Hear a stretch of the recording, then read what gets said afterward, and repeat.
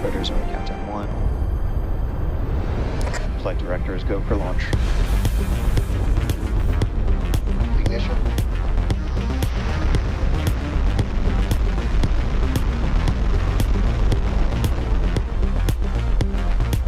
Stage separation. Producer light burn seven.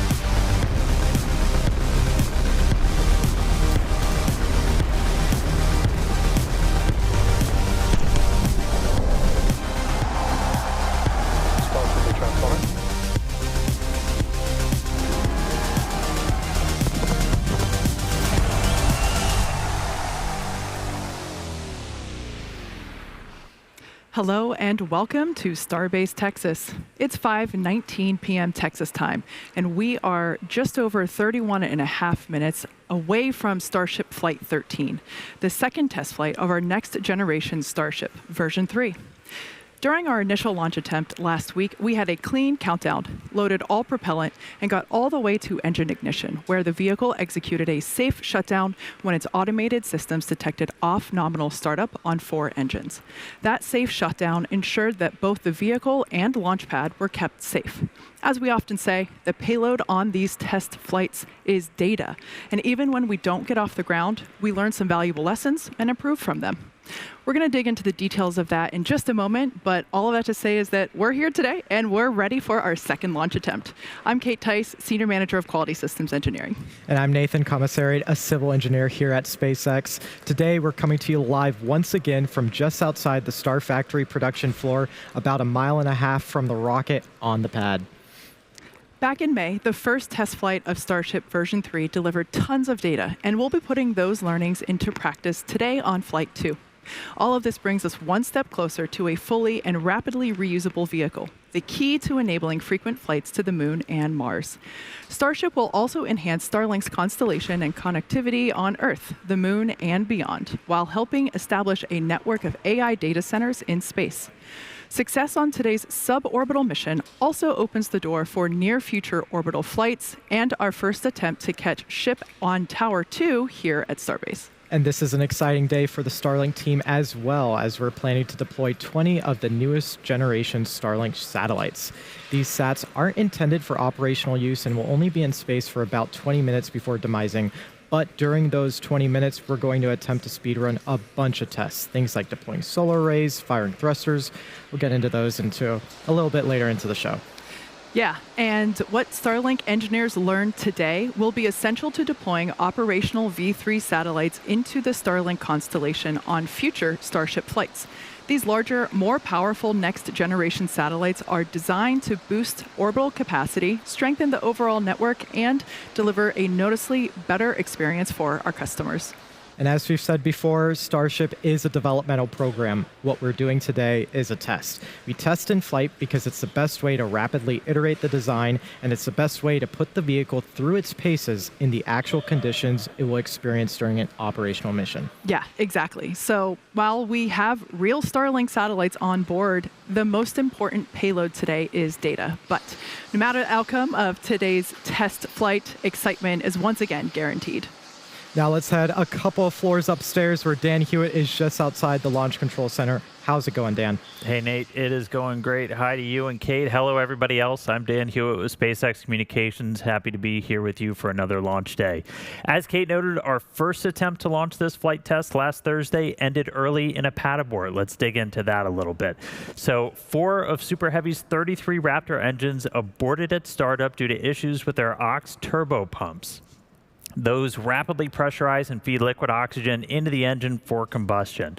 For those of you that like to pay real close attention to the on-screen telemetry, you saw this at T0 during that first attempt. We command the engines to start up simultaneously. You get some slight differences as the engine adapts in real time, but you saw 4 not light up. So 4 out of 33, what exactly happened?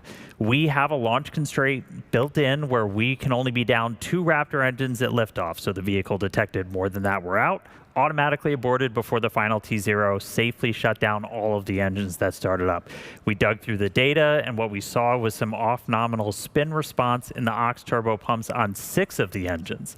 So the most likely root cause was determined. We were collecting some moisture inside of the pumps from previous operations, which then froze when we introduced that cryogenic propellant, and that either slowed those pumps down or stopped them completely from spinning. So for this next flight attempt, we swapped in 6 engines that were already at Starbase, and we did a test back on Wednesday that allowed us to check out the newly installed engines and spin the aux pumps on all 33 after they were chilled, check out their performance before we got into another launch attempt. We pulled a bunch of those engines off, as we said. We tested one on a test stand up at McGregor, helped screen for any other issues that might be hiding, and that one was actually able to do a full booster ascent burn. So got us in a good position for today. Even though we didn't get off the pad last week, we learned about the engines, the prop systems, how they perform in the flight environment. Already going to drive some changes to make Starship more reliable. We also got a real-world test of an abort that's designed to take place at one of the most critical dynamic phases of flight. We safely shut down 29 running Raptor engines, safeguarded the vehicle and the pad. A mountain of work goes into designing aborts. You've got software, hardware engineers just dreaming up bad day scenarios, how we want the vehicle to respond, just to give us the best possible path to maximize safety, preserve the mission and the hardware, so we're able to do that.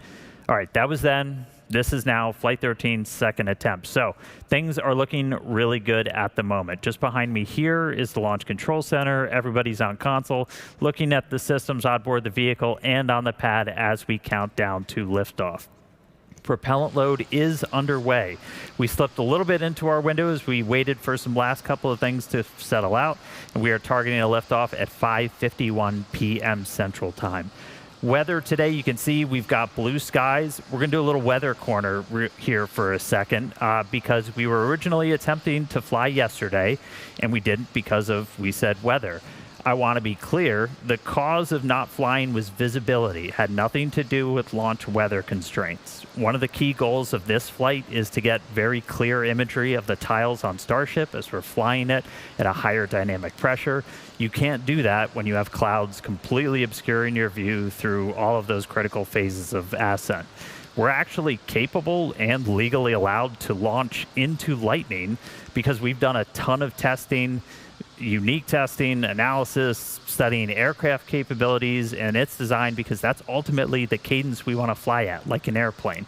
We're going to utilize that new capability carefully, but we're very aware if we want to fly Starship as often as you could fly an airplane, you're going to have to fly in weather that historically would keep rockets on the ground. So we're doing that analysis, we're doing that testing to prepare for the future. Aside from weather, we're watching the range, both in the Gulf right here off Starbase and in the Indian Ocean. That's currently green. We are not tracking any vehicle or pad issues that will preclude a launch today. Speaking of the pad, that launch infrastructure, it's every bit as complicated as the rocket itself. It's designed to operate in some of the most extreme conditions on Earth. In case you missed it, we had some pretty cool insight into what it takes to launch the most powerful rocket on the planet in the second episode of our ongoing documentary, Starship.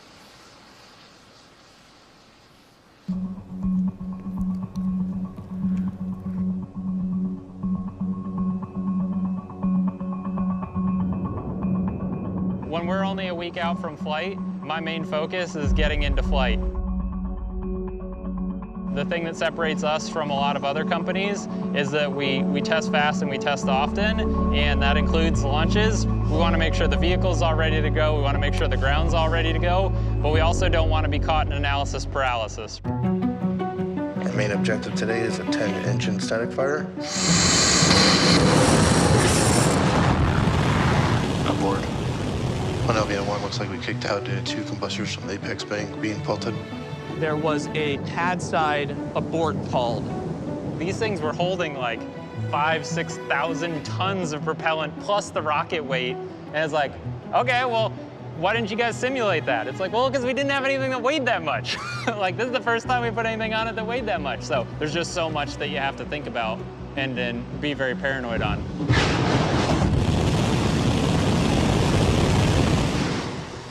We kicked out early. All teams triage alerts, prepare for offload. We actually had another pad abort on the diverter. Basically, right during engine firing, it was so much noise and vibration that it actually shook the sensors that are located out in this area enough that they aborted us out of the test. We went back, obviously, afterwards and looked at all the data and tried to come up with smarter ways to basically still protect the integrity of the diverter throughout the operation while changing our parameters so that we were making sure that we would not abort again. A flame diverter is like a super simple concept that is like not at all complicated in operation and is just absolutely murderous in the details. These are extremely sophisticated thermal load sensing devices. If they turn into melted metal slag, then you know that you got too much heat. If you melt this, you're hotter than aluminum melts. If you melt this, you're hotter than zinc melts. If you melt this, you're hotter than copper melts. If you melt this, you're hotter than Sharpie melts. So we're sub-Sharpie. We have all of this mass flow, all of this energy that is just absolutely trying to obliterate our pad. We want to give it a thing to obliterate to keep from obliterating the things that we care about. And the thing we give it is water.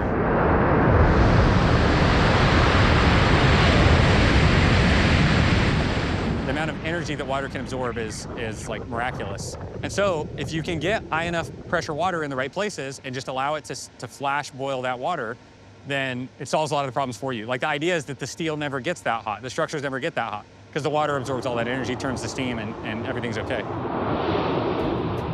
So for this flame deflector on pad 2, we're sitting somewhere in the neighborhood of about 650,000 gallons per minute. That's approximately in the range of about like one entire Olympic swimming pool being drained in the course of a minute.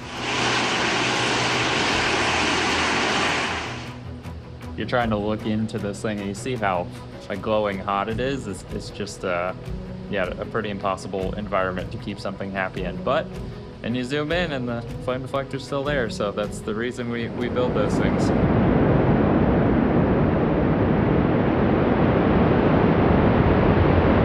Putting the rocket into human terms is something really tough. 65,000 pounds per second of propellant that is coming out of the engines. And again, just like 18 million pounds of thrust, like what does that number mean? I think of like 11 Ford F-150 trucks per second just zipping out of the bottom of the rocket. It's like imagine if you had the world's biggest machine gun, except for instead of shooting bullets, it was shooting pickup trucks, and it's just firing 11 pickup trucks per second out of the bottom of the rocket. It's like, do you think your stuff could survive that?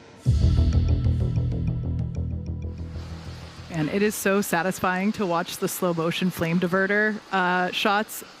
Right, and just hear all the exciting stories of how we tackle these problems out here in Starbase. Super exciting. Yeah. And by the way, if that looks like fun to you, come join our team.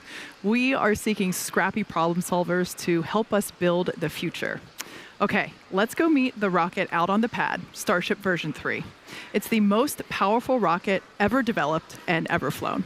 And it's also the tallest at just over 407 feet tall, fully stacked. It is massive. Standing at the base and looking up is like looking up at a 40-story building. Incredible. Yes, it's a two-stage rocket. Both stages are designed to return to Earth and fly again, making that thing that you see on your screen the first fully reusable rocket ever. The bottom half, or the first stage, is the Super Heavy booster. That's the silver part.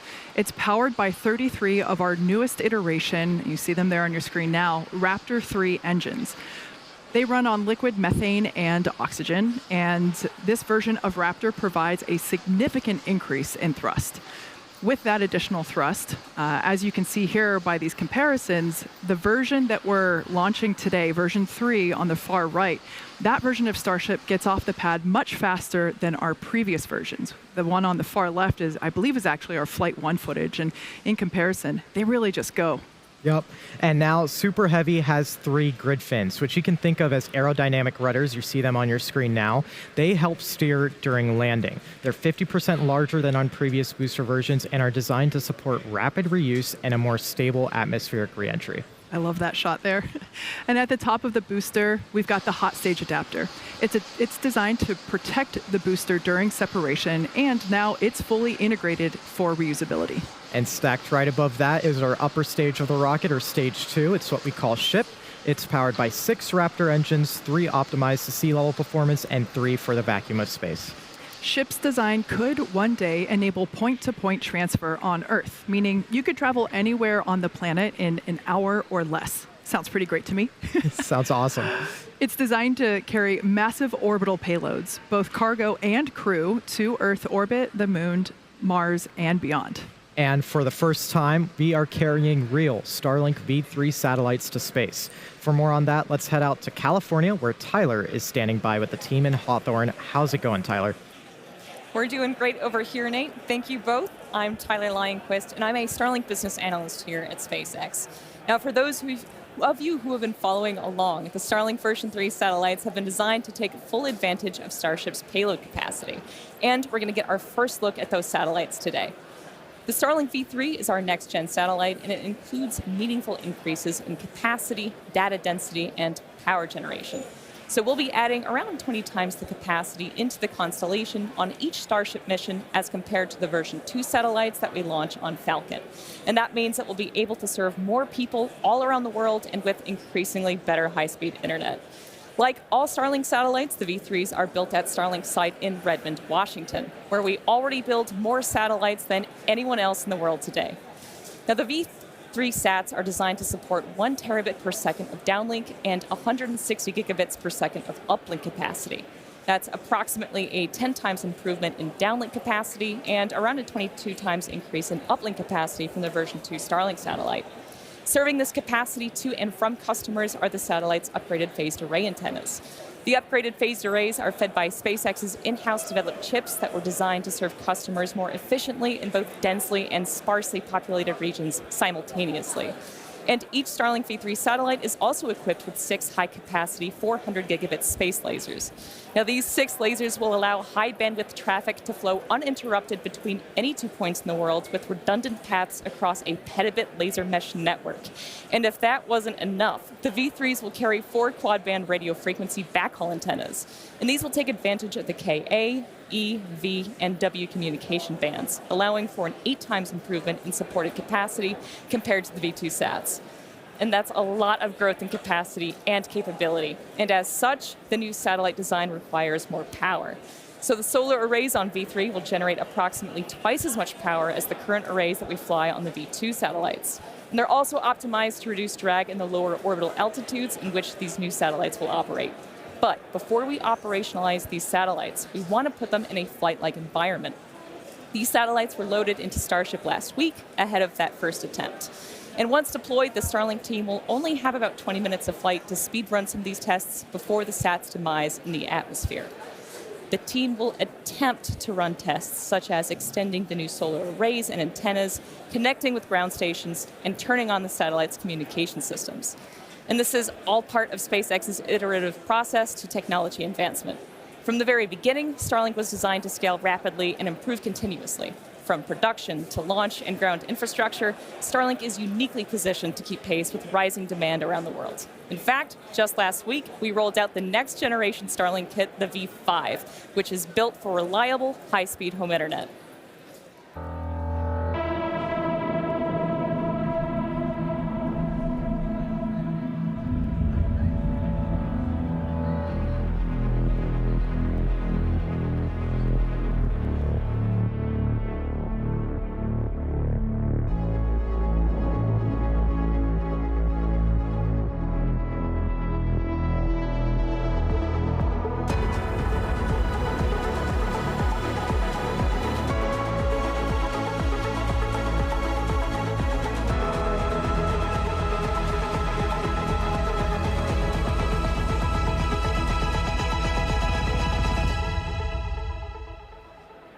All right, you heard from Tyler. A lot of work going on with Starlink. We've also started development on an entirely new satellite constellation, StarMind, our AI satellites. I got to sit down with Elon and Starlink's Director of Satellite Engineering, Ian Dahl. We covered a whole bunch of stuff, really focused on what are the 3 limiting factors to making data centers in space a reality.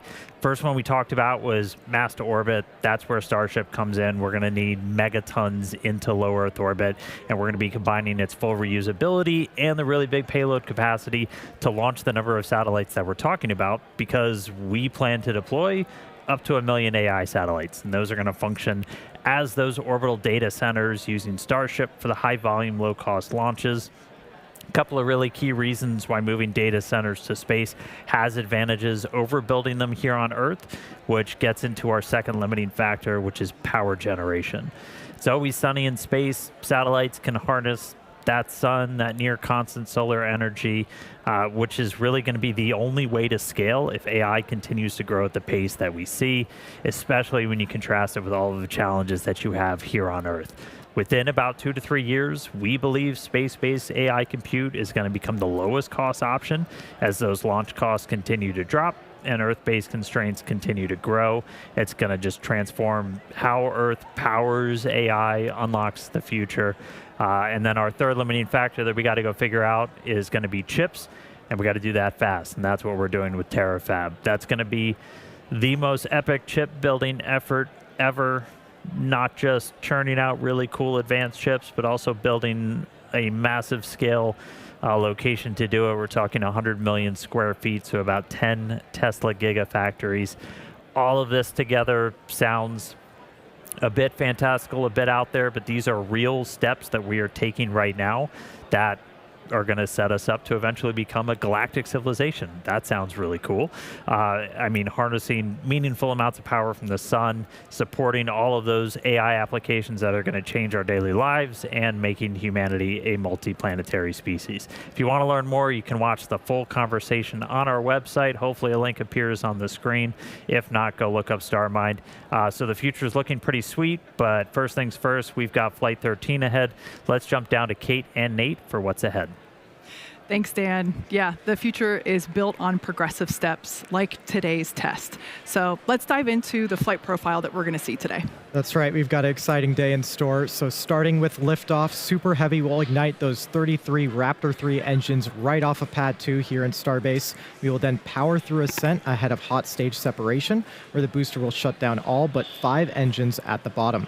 Stage 2 will then light its own Raptor engines, pushing off from Super Heavy and starting our stage separation maneuver known as hot staging. We will then have the directional booster flip using 33 engines, and after coasting for a few minutes, the booster today will target a landing burn and ocean splashdown a few miles off the coast of Starbase. Ship is going to keep the party going with its ascent burn to a suborbital trajectory, followed by deployment of those 20 Starlink V3 satellites. We also plan to relight a single Raptor engine. Reentry is just a few minutes later, which should provide some amazing views thanks to Starlink. And typically we see some pretty fantastic views of the ship's blistering reentry through the Earth's atmosphere. A plasma blanket will form around the vehicle and never prevails to provide epic scenes. And lastly, we'll conclude today's test with a landing flip, a landing burn, and a splashdown in the Indian Ocean. And with that, let's kick it over to Dan for a countdown update. Thanks, Kate. Good news. We just heard from the flight director. We are T-minus 10 minutes. We're a little bit past that now, not tracking any issues for launch today. Range continues to be green. Our range team hard at work, making sure we're clear out in the Gulf and in the Indian Ocean, where we're going to be sending the Starship. Weather continues to be gorgeous. Again, no clouds. We scrubbed our attempt yesterday, or didn't even try yesterday, because we had such poor visibility. Weren't going to be able to see those tiles on the way up. That's a key kind of experiment objective for this flight today. And so we're looking really good with weather today. In the future, we'll see what kind of adverse weather we can fly into. We are capable and allowed to launch into lightning, but we're going to utilize that new capability carefully as we eventually continue to evolve Starship to fly it at an airplane-like cadence. You can see the prop load there on your screen. We're just about closed out on the main tanks on the ship. We just started propellant load in the header tanks on Starship. Those are the 2 smaller ones up top that we'll hopefully be using for the in-space burn and a landing burn at the end of its mission. We started loading our propellant at about T-minus 35 minutes today, and we're going to continue all the way down until we're inside 3 minutes to launch. We'll close out at about T-minus 2 minutes and 50 seconds on booster, and then 2 minutes and 10 seconds on the ship.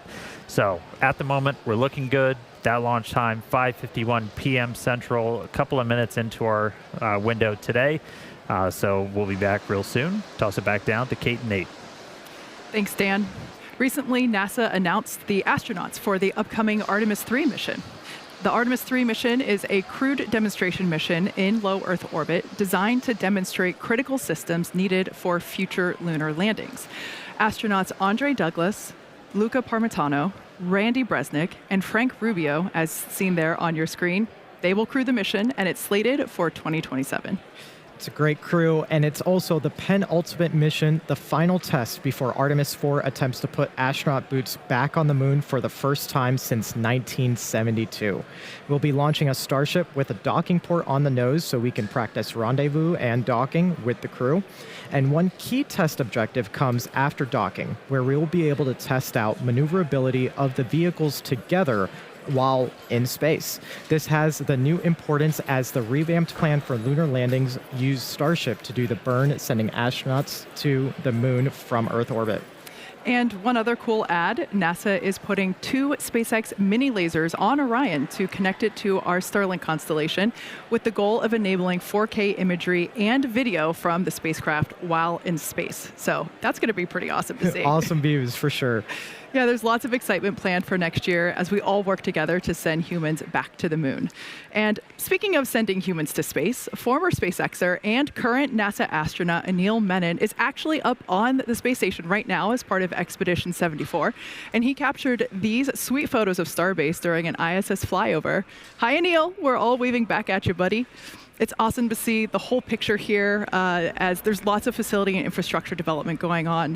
But Starbase isn't alone on that front. Yeah, it changes every day. Yeah. But talking about other locations, work is well underway in Florida to get pads 39A and Slick 37A ready for future Starship launches potentially later this year. Starship launches from Cape Canaveral are key to hit the necessary launch cadence to get back to the moon, build a moon base, head to Mars, all the exciting stuff ahead in the future. Yeah, exactly. And that future gets closer and closer with tests like today's flight. And with that, we are just under 6 minutes until launch. So that brings us to terminal count. Excitement is definitely gaining traction down here as the crowd is gathering just behind us on the lawn outside, and happy to say, still not a cloud in the sky. Dan, how are things up at Mission Control? Things are still looking really good, Kate. We are still not tracking any holds on the board, no issues with the vehicle or with the pad. Our range continues to be green, both in the Gulf and out in the Indian Ocean for flight today. We'll continue monitoring that all the way down to the final minutes. We are going to be closing out our propellant loading on the booster and the ship within the next 3 minutes. We're going to have about 11.5 million pounds of liquid oxygen and liquid methane on both of those stages once we're all done. Then it'll be time for the pad to essentially ready itself, where we clear out all of the prop that's been flowing through feed lines up into the launch mount, up into the tower. Those go back into the propellant farm, get it ready, and we'll do those final thrust vector control, those steering checks as we get a little bit closer. If we need to hold that hold time, it's new for this launch, and we saw it briefly on our attempt last week. That hold is set at T-minus 60 seconds now. That's where we can pause, we can wait. If we need to just kind of hang out for any pressurizations, anything like that to clear, we've got a couple of minutes to hang there. We will only hold if there's an issue, and we're not tracking any holds on the board right now. That's right. Now, once T-minus 60 seconds passes, a number of events will occur in rapid succession. Both the ship and booster will configure their comm systems for flight, and they will rapidly run leak checks on gas and fluid tanks. Meanwhile, the booster will be going into internal power, and its engines will get their final priming for launch. Those ship engines will also begin their ascent bleed profile, and it will arm its automatic flight safety system. There's a lot of mechanical activations on the tower side as well, with one critical step being unlatching of the quick disconnect, feeding propellant into the ship. And once T-minus 60 seconds has passed, we still have the ability to rapidly recycle the count under certain conditions back to that T-minus 60 seconds point and hold there to assess what happened and if teams can proceed once again to T0. There's an estimated 5 to 8 minutes of hold time, and that's largely driven by the propellant temperatures that we see on the vehicle while holding. The flame diverter on pad 2, you can see it there at the base of Starship. That activates at T-minus 17 seconds. Now, if we trigger a hold after T-minus 17 seconds, that will result in a scrub for the day, as we've already turned on the water. Now, for those that have just recently tuned in, once again, our primary test objectives for today's test flight includes a successful liftoff, stage separation. We also plan to deploy 20 Starlink V3 satellites. We have real satellites on board. We expect to have about 20 minutes of available time to speed run some tests and really allow the Starlink engineers to put them to the test in that time. That's right, and we also have the soft splashdowns planned for both the booster and the ship. Going to be super exciting to see if we can return those safely back, so that way we can get ready for tower catches again. And just a quick check-in, we got our final green light from the range, not tracking any issues on ascent or out in the Indian Ocean for entry, so that was kind of the final go for flight that we wait for in these final minutes. Prop load now closing out on both vehicles. We have no holds on the board. Again, we've got that gate at T-minus 1 minute. We're only going to hold if there's a reason, and currently there are no reasons. Now, coming up here in a few seconds, we should have, actually right there we can see on screen, that's the base of the Super Heavy booster. Those are the 33 Raptor engines, and we expect to see and there they go, the TVC checkouts, also known as engine wiggles. We're activating those thrust vector control actuators to ensure that those center engines and the inner radius as well have the ability to steer the rocket. Yep, super cool to see how fast those move. I mean, in flight, it's amazing to see how it steers the vehicle.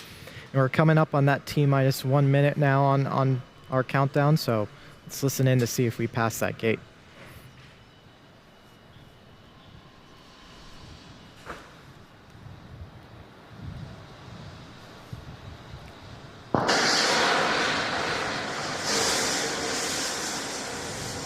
All right, we are through the gate.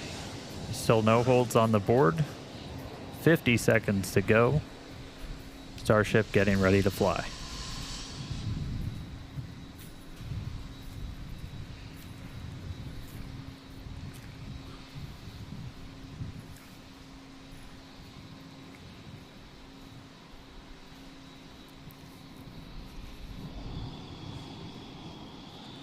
Flight tractors go for launch.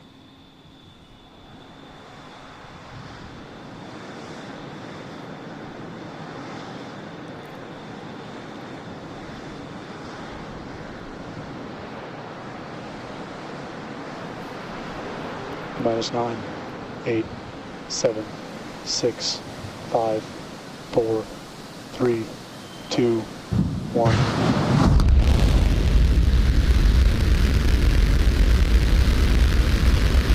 Lift off Starship.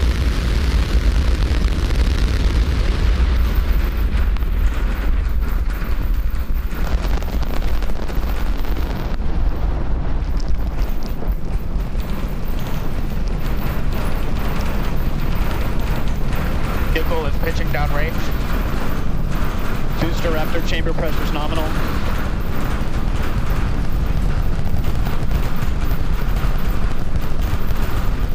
Seconds into flight, 33 out of 33 Raptor engines lit on the Super Heavy booster, arcing away from us here at Starbase.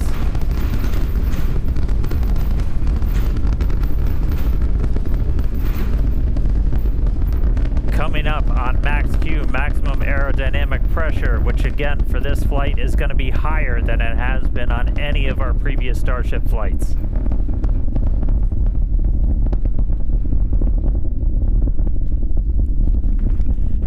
Right, so we're passing through that maximum aerodynamic pressure over a minute now into flight. Still seeing 33 out of 33 Raptor engines lit and burning. Our next major moment's going to be coming up in just a little over a minute from now when we're going to get to hot staging. We're going to shut down all but 5 of those engines on the booster. It's our version of MECO. Most engines cut off. And then we're going to ignite the 6 engines on the ship while it is still attached, to do that separation. As a reminder, we try to do a directional flip, so When you watch on your screen, we're hopefully going to be sending that booster towards the bottom of the frame. For the booster itself, it's like doing a flip up. It'll go towards the bottom of your frame. We do that by lighting the engines in a slightly staggered sequence.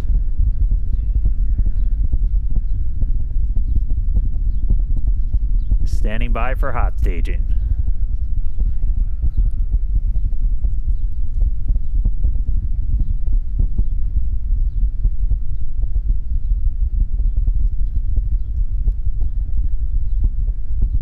All but 5 engines down. Cutoff. Accept. 6 ignite. Blackburn startup.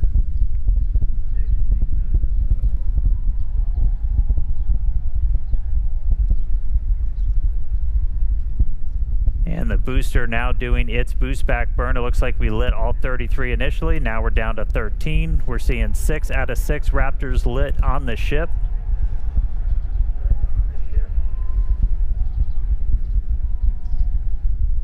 Backburn shut down. And boost back burn shut down. So it looks like we were able to get through the boost back burn this time around. That was one of the key objectives we didn't have on the last flight. Nominal. And we've got 6 engines lit on the ship. All right, so that's the first of 2 burns that the booster is going to be doing to kind of send it back towards us. It's going to be landing a couple of miles offshore from Starbase, hopefully. We're going to try and get it all the way down to do a landing burn, where we're going to use those 13 center engines. They're going to ignite. That's what's going to really bleed off all that velocity that it's built up. And it'll eventually, hopefully, transition to 5 engines to kind of fine-tune its path in, and then all the way down to 3 for the remaining bit. All right, we've got a couple of minutes to go until we get there. So booster's going to coast for a little bit. Ship still seeing 6 out of 6 Raptor engines lit. 4 minutes into the flight. Ship's got about 4 minutes left. Getting some killer views. Kate, Nate, how was the view from down there? It was incredible. I mean, it just shot off the pad, and seeing all the crowd now running back inside to take views on the screen here, it was amazing. Yeah, one of these days I'm gonna learn to not stare at the engines, because now I have a bright blob in my vision. Right. Now, speaking of vision, we could see both stages there on your screen. Starship's second stage is still firing its engines. You can follow along with that with the GUI down on the bottom right-hand side of your screen. Still following the planned flight path as well. Beautiful views of planet Earth there behind the ship. That's right, and we're actually getting a live shot off the booster right now, an onboard camera. You can see the plume from Starbase where it just lifted off 5 minutes Starship ago. on nominal trajectory. We are there. We are there. That is us. I kind of want to run back outside and wave. Right. Now, again, this booster is not planning to come back to the tower or to launch site for this particular launch. We are going to be planning to do an ocean splashdown just off the coast of Starbase, so hoping to still get some amazing views of that.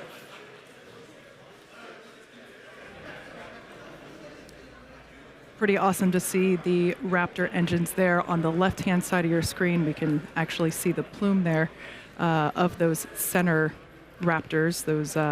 Those are the sea level ones, as well as the vacuum Raptors are the 3 on the larger ones on the outer radius.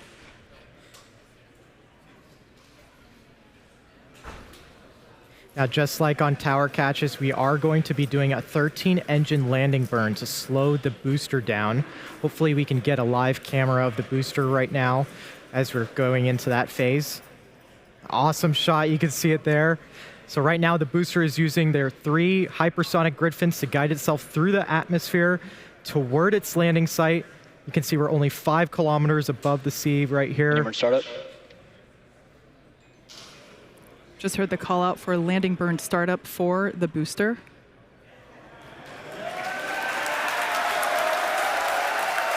I have a feeling the crowd's about to go wild here.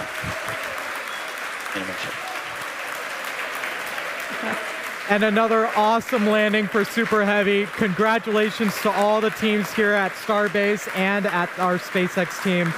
An amazing, amazing view. Everything continues to go well with ship, as you can see there on your screen.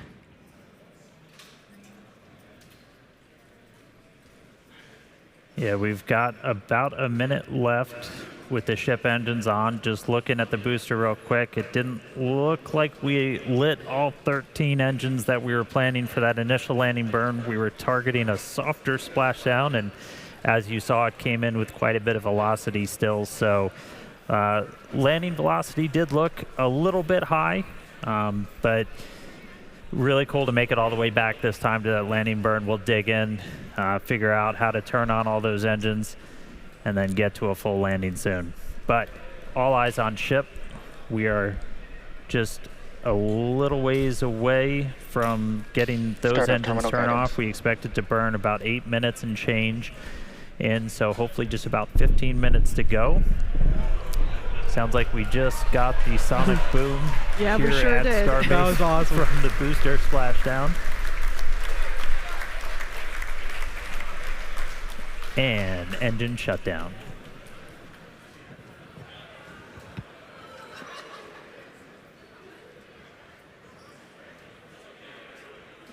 All right, Starship 6 Raptor engines have successfully shut down. Nominal orbit insertion. And there's our call out for nominal orbit insertion. So we got a ship in space. We've got a booster in the Gulf where we were planning to send it. It's a hell of a start to the day, Kate. Yeah, it sure is. All of our colleagues here are filing in through the doors. A lot of people wanted to stay outside and hear the boom. And so it's pretty great to see a ship in space, and everybody's super excited down here. That's right. And as guaranteed, it has been an awesome day so far. All this action in just 9 minutes now. And objectives are done for the booster. Just want to quickly flag that that booster did land in a clear zone. We clear those before launch, well ahead, so that we ensure everyone is safe before the launch and after. So we're getting ready now for our in-space objectives. Yeah, we've got a few minutes until the next milestone, so sit tight and enjoy the space views and, of course, the space jams. We'll be back here at T+14 minutes to deploy our payload, which is 20 of our newest Starlink version 3 satellites. So we'll see you soon.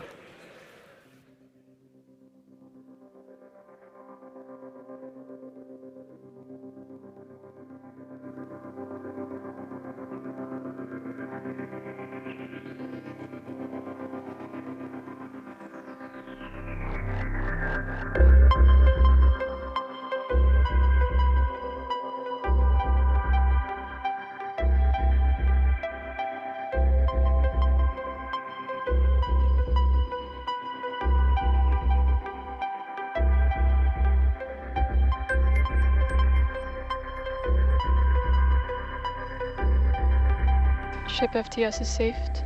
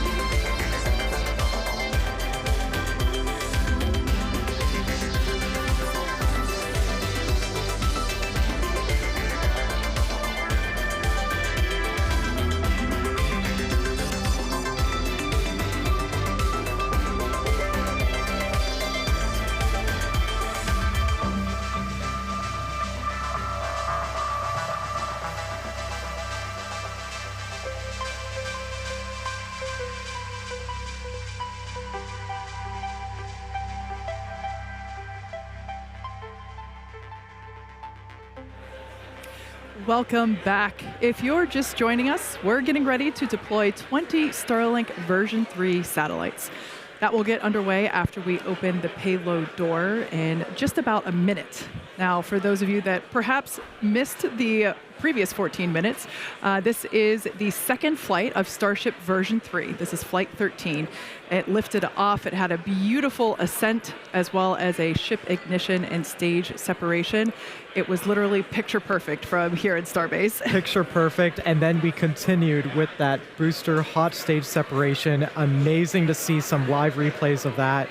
And of course, the booster performing its own boost back and landing. Yeah, ship continued for about 8 minutes with all 6 of its engines and made it to second engine cutoff, where we heard good orbital insertion, and we've been coasting in space for the last few minutes. Now we're getting ready to deploy our very first real Starlink version 3 satellites. The door will be opening here in just about 6 seconds from now. Now, we won't have the same views as we did on Flight 12 of our payload. We don't have those cameras on board these Starship version 3s. That was a Dodger Dog exclusive, but we will be able to see them deploy from the ship.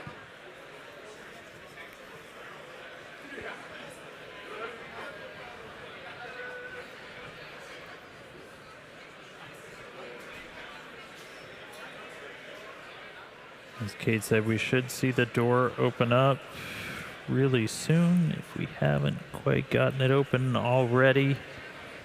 We've got 20 of these Starlink V3 satellites. Looks like the PEZ door is open. And so, yeah, this is the first time we've got Starlink V3 satellites getting ready to go into space. And I mean, these things are really just kind of crazy upgrades that they're going to bring to the network, where you start talking about just symmetric gigabit speeds through the Starlink network pretty much anywhere on the planet that this is going to unlock. So really exciting. These satellites are only going to be in space for about 20 minutes.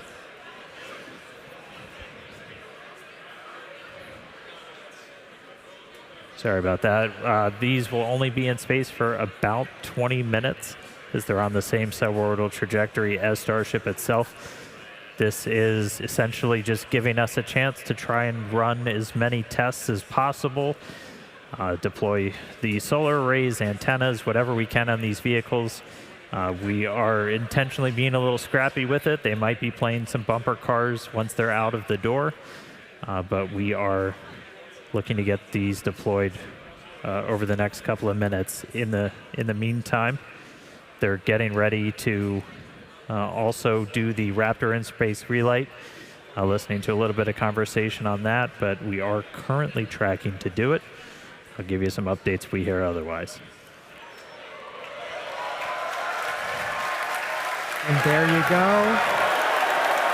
You can see our first Starlink V3 getting deployed out of Starship. Huge milestone for the team out here. Yeah, the crowd is definitely hyped about this. We could see these Starlink V3s continuing to pop out with deployment assisted by the PEZ dispenser. Now, this version of Starship is built to deploy up to 60 of these more advanced Starlink version 3 satellites. Each V3 is designed to offer 1 terabit per second of downlink capacity.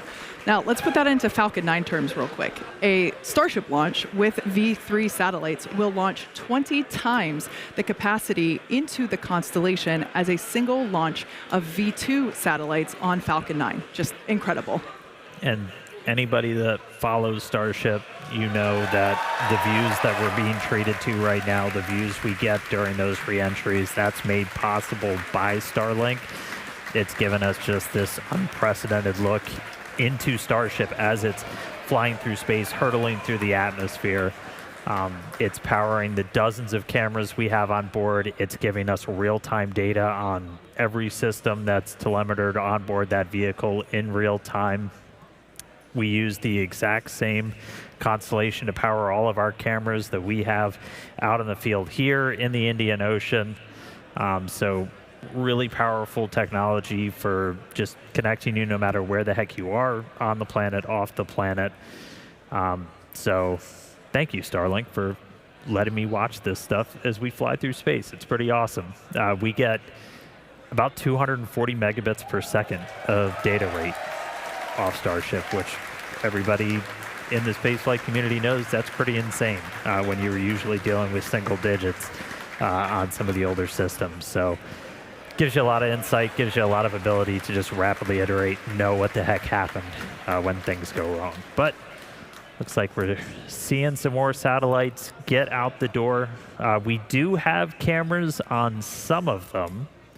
The last couple that are going to go out are going to try and do the heat shield imaging that we attempted last flight.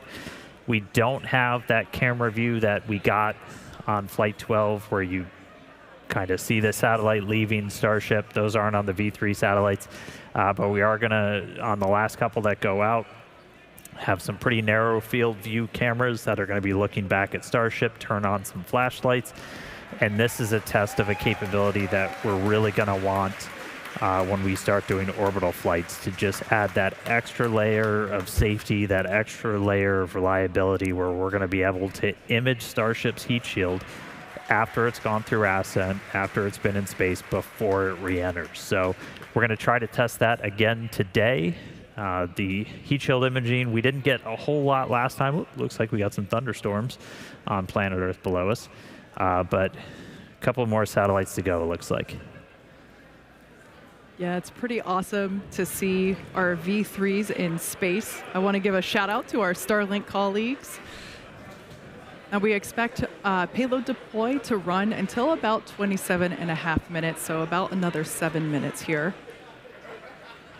The Starlink team will be attempting to speed run these tests, or excuse me, speed run test these version 3 satellites, where they will attempt to do a few tests, such as extend the new solar arrays and antennas. They're also going to try and connect these V3 satellites with ground stations and turn on the satellite's communication systems. Now, they're only going to have about 20 minutes or so to do all of this, as these satellites only have that long before they demise in the atmosphere or break up due to that friction when they re-enter the atmosphere. So what we learn from today's deployment will help progress and move the program forward, which is super exciting. You could basically say that the payload's payload is data. That's right. We're getting very Inception here. Now, in addition to those tests for Starlink, for the Starlink team, as Dan mentioned, 6 of the satellites have been modified with engineering cameras to help scan Starship's heat shield. That will help inform our analysis of Starship's readiness for future catch returns back here at our launch site. So for those that might be unfamiliar, we are currently capable of catching our super heavy booster, and we've done that a couple of times. We have not yet attempted to catch our second stage or ship, and so that is going to be a very exciting milestone when that day comes.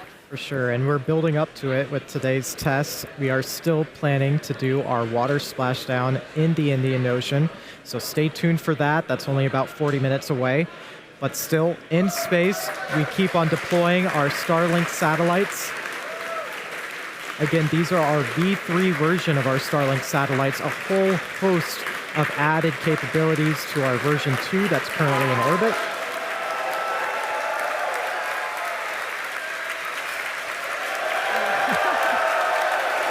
And this is our team here at Starbase, Texas. These are all of the team members that have helped build the vehicle, that have built the Pez dispenser, and got it ready to fly today.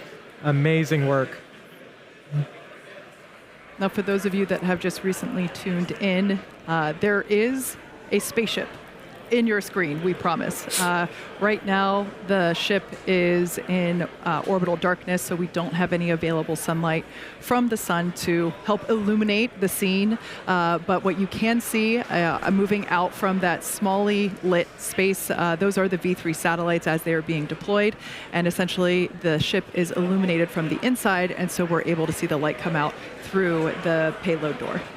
Right. Just a really small sliver of light at the top. That's our PEZ dispenser. That's how we're both loading our satellites into the rocket and deploying it. It's pretty novel. We've got about 3.5 minutes still left of our payload deploy sequence. Yep, looks like we've got 16 satellites deployed, so 4 more to go. These last couple will have those cameras, so if you see any sudden bright lights, that'll be flashlights turning on those satellites to try and get some imagery of Starship's heat shield. 17 out the door. 3 more to go, and 18.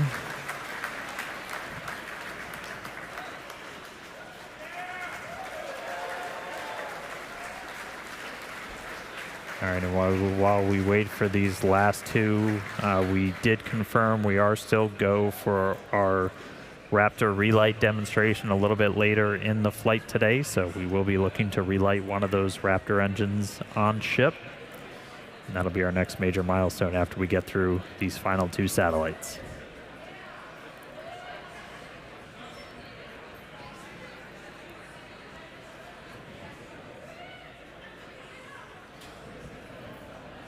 Just at 25 minutes into our flight, it's crazy to think that we're already screaming at 27,000 kilometers an hour, 200 kilometers above the ocean surface.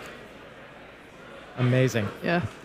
Now, for those of you that lost count, we have deployed almost all of our 20 Starlink satellites. I believe our last count was at 18, so we should be seeing 2 more. And we're very excited to see our version 3 satellites in space. And these are fully, these are real satellites. Right. They're not just demonstration sats like we had last time. These are going to basically have a 20-minute lifespan where our Starlink engineering team will attempt to perform a number of tests and really speed run those tests during that time. Right. And in terms of satellite lifespans, 20 minutes is it's the shortest you could possibly get, but hopefully in that 20-minute time frame we can really try and ink out as many tests as we can. It looks like we might have some, this might actually be light from one of the Starlink satellites. As we mentioned before, a few of them, 6 of them actually are equipped with flashlights to look back at Starship as we want to image the heat shield and understand the heat shield performance through the ascent phase, as this information is very important for us to know and understand as we prepare for operations that will enable ship to come back to Starbase for landing, for catch, I should say. Right. And we are about 40 seconds away from that planned payload deployment sequence being complete. Yep, looks like we've just got those last 2 to go. These ones might be coming out. Oops, they're starting to see motion.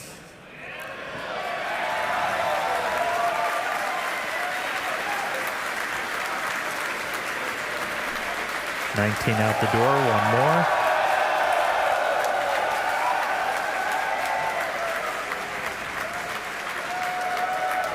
It looks like we got a crowd at our Hawthorne, California location. Some colleagues gathering outside of mission control there as well. And that marks, if I'm not mistaken, our 20th. So our payload deploy sequence is now complete. Starship will now close its payload bay door and continue to coast around Earth to the Indian Ocean. Still a lot of major events to come today, including our Raptor relight burn at T plus 38 minutes, 58 seconds, followed by atmospheric re-entry, where the heat shield will be put to test, and eventually our splashdown.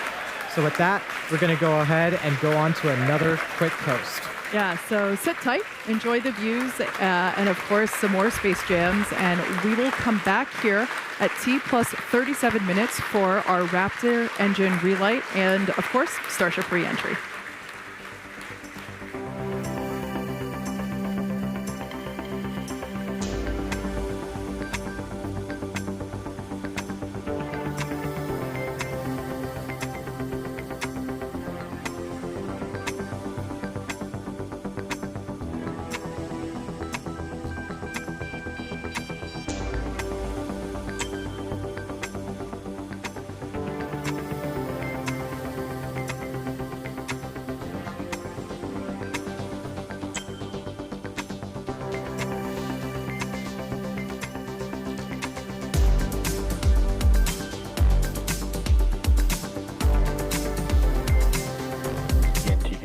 checkouts.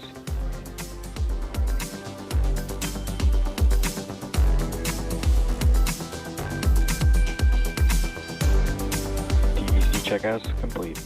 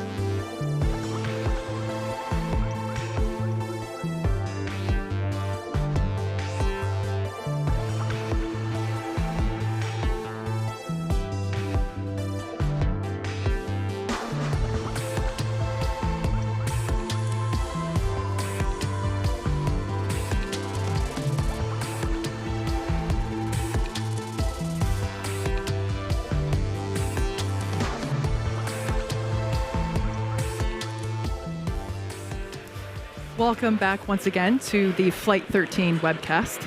If you're just joining us, our newest version of Starship, which you see there on your screen, successfully deployed 20 Starlink version 3 satellites. And I've got great news to share. Not only were we able to make contact with all 20, but we also made comms over lasers with all of them as well. So that is awesome. Hell yeah, shout out to our Starlink team. We're so thrilled. Huge milestone. And that's only 3 minutes or 5 minutes after deploying them? I mean, that's crazy. Amazing. And right now, we are expecting a relight of a single Raptor engine, and that's going to be coming up in just over a minute and a half from now. That's right. We are going to be lighting one of our sea-level Raptor engines, and this is essentially just a demonstration that you can relight an engine after it's already done its ascent burn.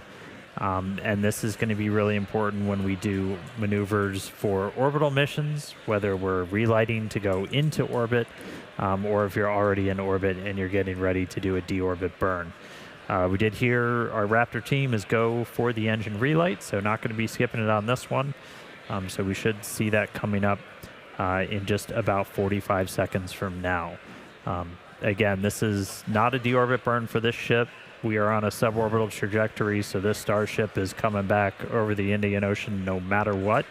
But this is going to be a pretty critical test for what we'll eventually need to do when we do orbital missions. When you got to relight those engines, do a burn to get yourself out of orbit.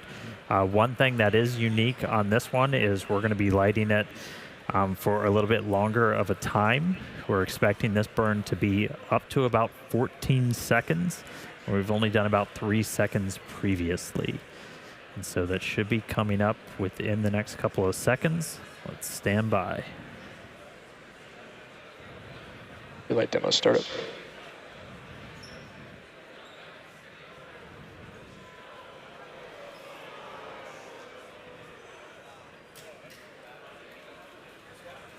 You see relight there on your screen. Wow. And confirmation over the net. Relight shutdown. The burn has ended. Congrats to the team on this milestone. I mean, it's crazy to see how we can maneuver in space, and just another icing on the cake for today's mission. So we're going to be taking another quick break. We'll be back in a couple of minutes before reentry, which is targeted for about T plus 47 minutes. So we'll see you soon.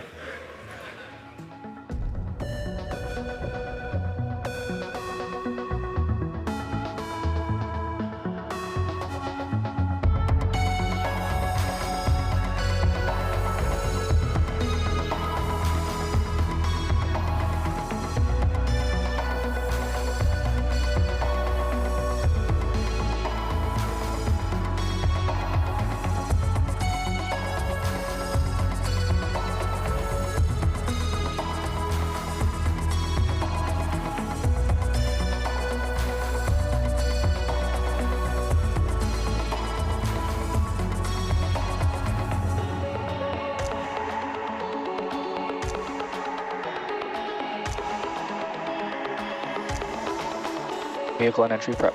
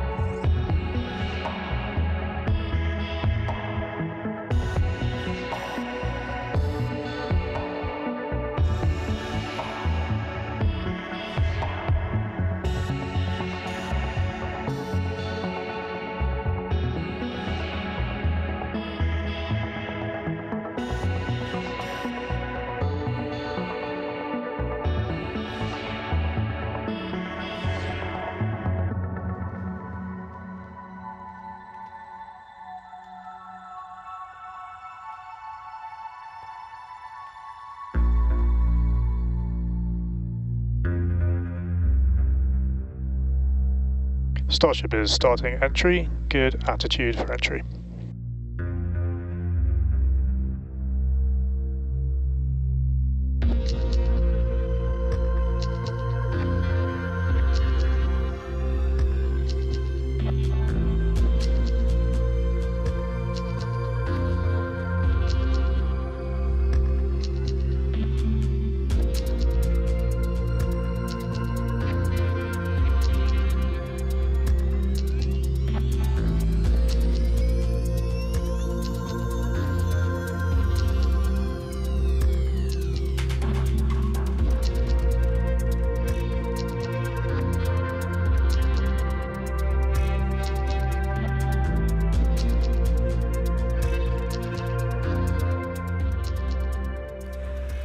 Welcome back once again to Starship Flight 13, the second test flight of Starship version 3. As you can see by these pretty cool views on your screen, the ship is currently re-entering the Earth's atmosphere. Now, we probably have some first-time viewers tuning in today, so let's talk about this phase. Right, so re-entry, it's a critical phase of flight, and we need information on how the ship's systems perform. So re-entry, you can see that speed in the bottom left-hand corner of your screen. We have to scrub all of that speed down so that way we can safely land. It's a lot of energy to be able to scrub down, and it's all the energy that we just used to launch the rocket as well. So Starlink will also help us gather as much data as possible, which is really the main reason why we do these flight tests, is to see how the ship performs in space and evaluate how it works. Starlink provides us with one more path to collect data to help us rapidly iterate Starship's design. Yeah, exactly. And if the ship manages to again make it all the way through re-entry, we'll collect valuable data on the spacecraft flying through the Earth's atmosphere, and it's doing so at hypersonic speeds, or more than 5 times the speed of sound. Re-entry is typically a portion of flight where we don't have communications with spacecraft because it's re-entering at or around orbital velocity, which is roughly 8 kilometers per second or about 5 miles per second. So at those speeds, the spacecraft is moving through the atmosphere so fast that it creates a plasma field around the vehicle. That blanket of plasma distorts communication frequencies, so it's not uncommon to experience brief blackouts in communication. Starship is designed to land on Mars, where there are no runways or other humans to help out, which is exactly why we're testing this landing procedure that we're doing today. And we're doing these propulsive landings instead of more traditional means like parachutes, because propulsive landing... control of the vehicle. You heard that call out, flaps do have control of the vehicle. You can actually see one view, your screen moving around. That's actually a camera affixed to the flap. So as I was saying, we're testing these, doing these landings instead of more traditional means, so that way propulsive landing, we can enable more rapid reusability. Yeah. Now, we did just hear that call out. We should continue to hear some call outs as the ship makes its way back to Earth. Now, when we hear something called entry max heating, as well as entry max Q, that means that the ship has made it through the maximum heating and aerodynamic loads that it experiences as it returns. So, safe to say that if it makes it through those specific points, we're doing pretty well. That's right. So we'll continue to hear multiple callouts as we go through this phase. One of those callouts will be that the ship is transonic. We'll also hear another one when it's subsonic. Transonic will be referring to the period of flight where velocities of airflow surrounding and flowing past the vehicle are concurrently below, at, and above the speed of sound, so somewhere in the range of Mach 0.8 to 1.2. For reference, commercial jets have a range of cruising speeds, but most fly at roughly Mach 0.74, 0.85. Just for reference, that's between 480 miles per hour to 575 miles per hour, or 770 to 930 kilometers an hour. And subsonic, another call out that you'll hear later on in the stream, subsonic will refer to speeds that are much less than the speed of sound. So at this point in flight, the ship's velocity will be slowing down drastically. So with reentry well underway, we'll take another break. and return just before the ship's landing burn, targeted for T plus 1 hour and 5 minutes.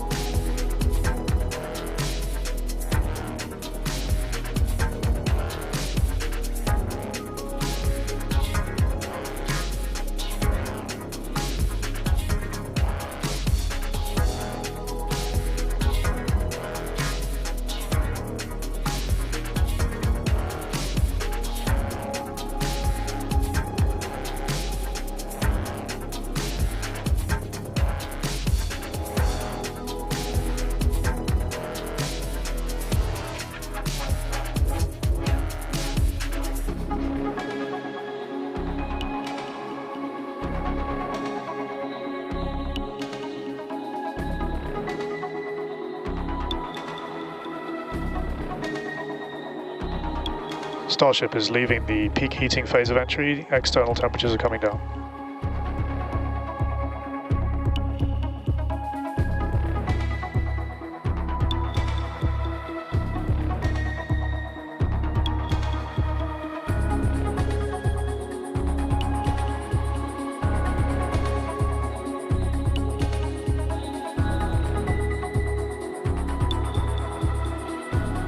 Starship is at maximum entry dynamic pressure.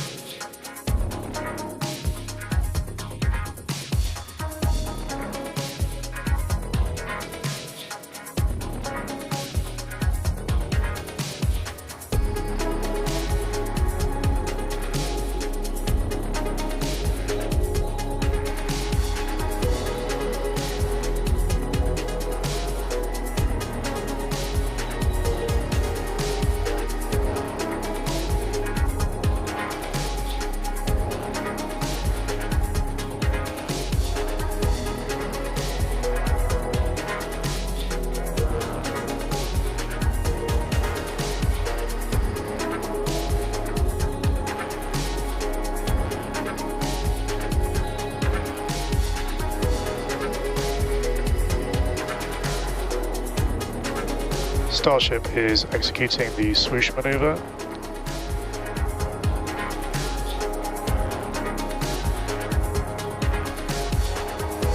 Dynamic pressure is coming down.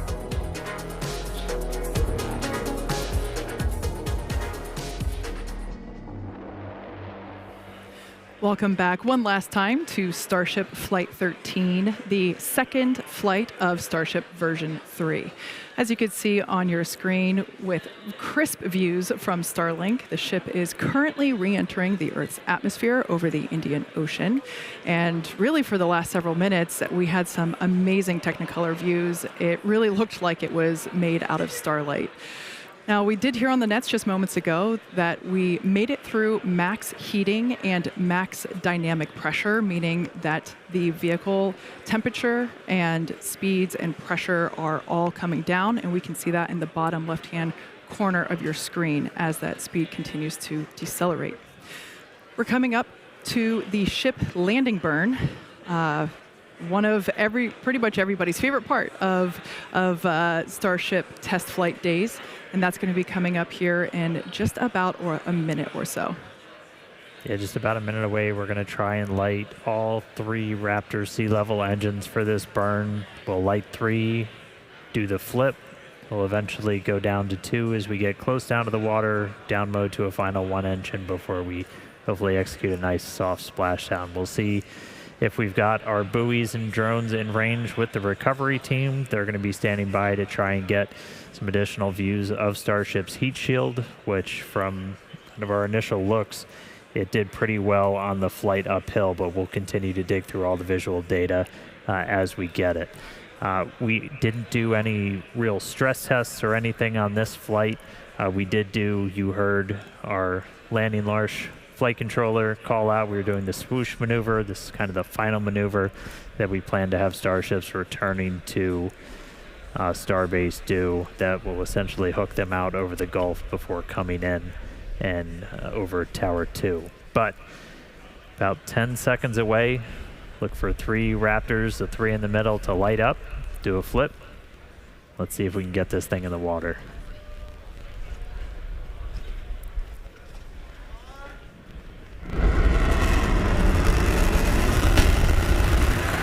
levels lit. Seeing healthy chamber pressures on. Did our flip down to 2. Starship descending into the Indian Ocean. Down to 1. And we're in the water. And it's a soft splashdown in the water.